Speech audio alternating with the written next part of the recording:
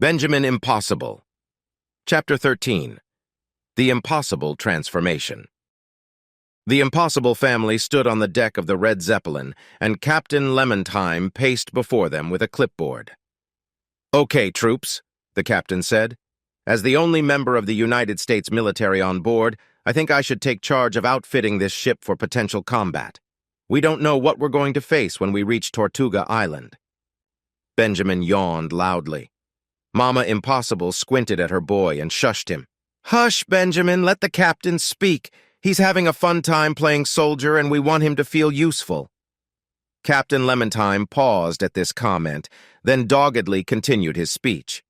"Right then," the captain said, "the first thing we need to do is make an inventory of our current assets. What do we have on board this ship that could be useful for the upcoming crisis?" "We have the Red Zeppelin," Papa Impossible said, "and enough fuel to run for weeks at our current speed." Mama Impossible raised her hand. "And we have food. We're fully stocked for a week at sea. We can go longer if you like leftover lamb meat." The captain turned to Papa Impossible. "Any chance of speeding up the Red Zeppelin's motors and getting to Tortuga Island faster?" "I'm afraid not," Papa Impossible answered. "I've got the boat engines running hot. Any faster and we run the risk of equipment failure. It will be difficult to repair those motors while at sea." "How fast can this ship move?" the captain asked, looking down at the ocean far below. "We don't seem to be making much headway."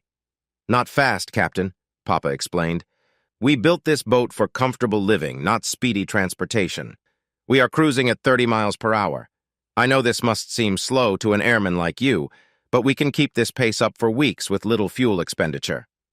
Captain Lemontime nodded in understanding. "So we have a reliable but slow airship. Does this boat have any armaments, weapons, or defensive capability?" Papa shook his head. "I'm afraid not, Captain. The Red Zeppelin is our home, not a battle cruiser. We've never needed to defend ourselves before." Mama agreed.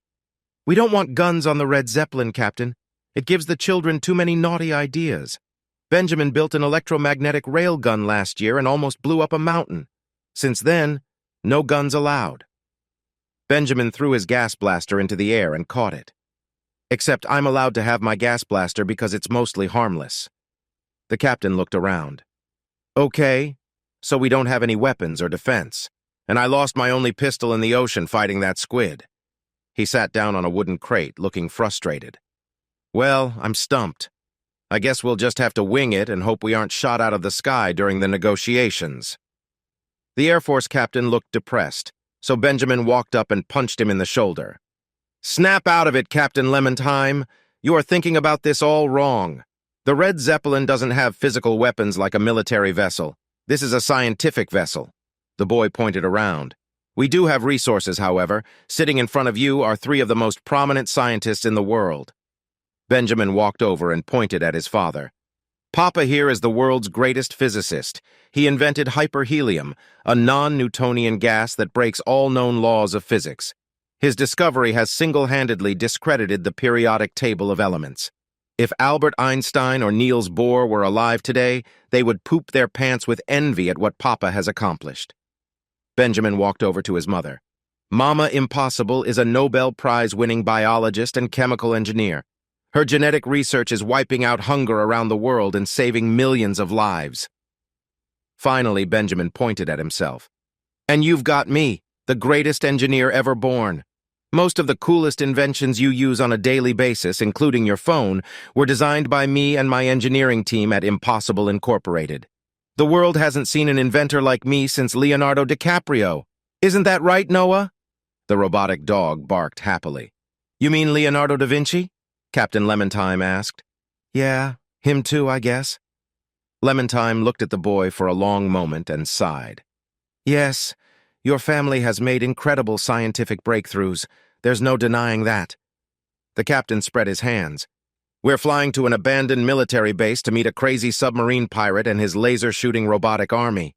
All we've got is a balloon, 3 nerds, and a washed-out soldier. Oh yeah, we also have a battery-pooping dog."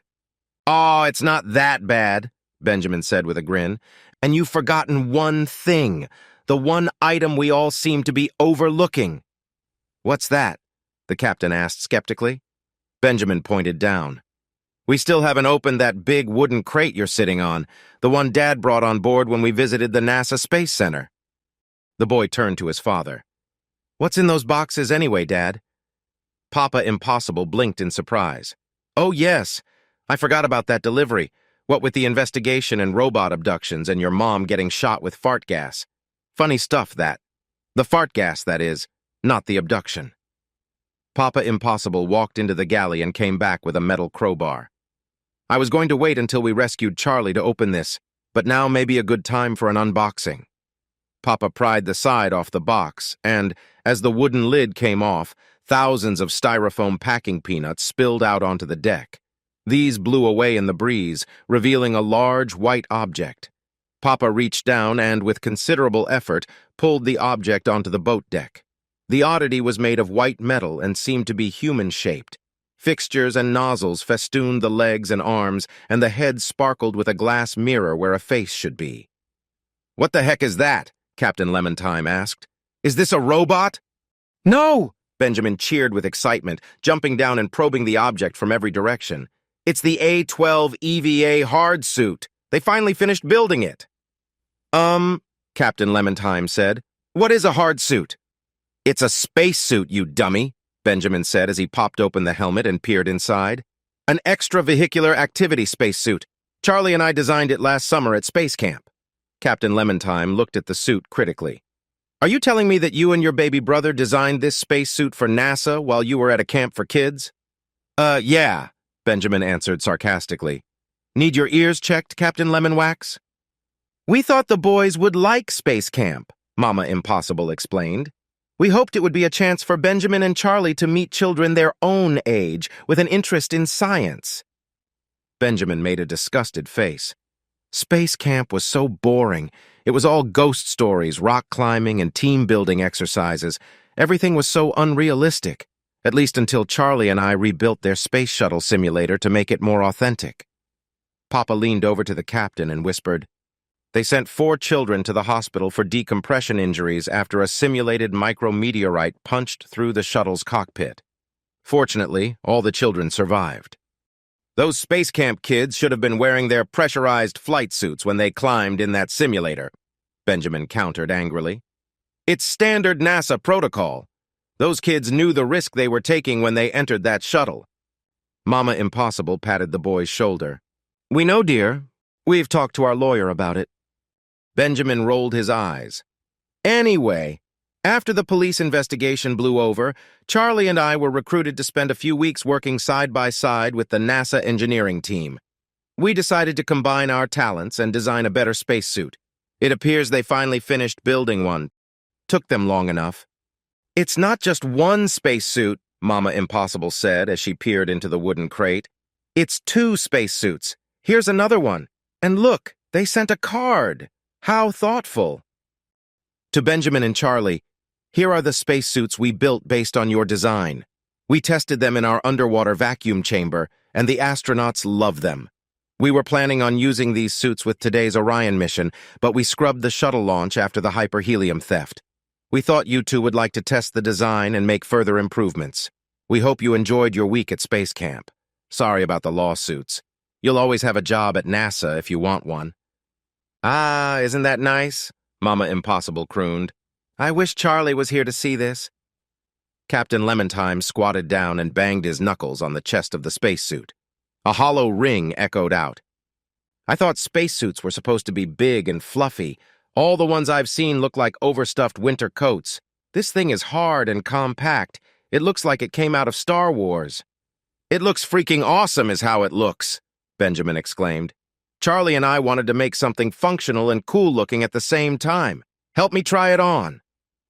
The family helped Benjamin wriggle into the smaller of the 2 hard suits. The suit split in the middle, coming apart like a Russian nesting doll. Once he was inside, they lowered the top down and clamped the fasteners back in place. Benjamin stood proudly on the deck of the Red Zeppelin.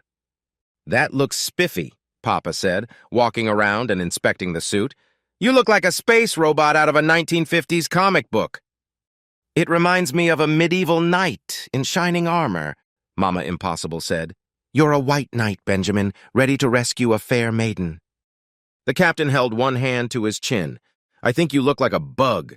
Can you even move in that thing?" "Of course, Captain Lemon Poop. I just have to turn it on." Benjamin reached down with his chin and hit the power button located inside the suit's helmet. Lights blinked, fans whirred, and the suit shifted, standing straighter. "Charlie and I designed this suit for use in zero gravity, where it won't be so heavy. However, we thought it would be cool to build in synthetic muscle to help augment the wearer's strength and decrease muscle fatigue.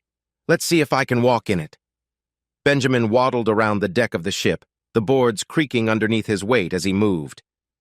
"Impressive," Captain Lemontime commented as he watched Benjamin slowly improve his gait. "You know how to walk."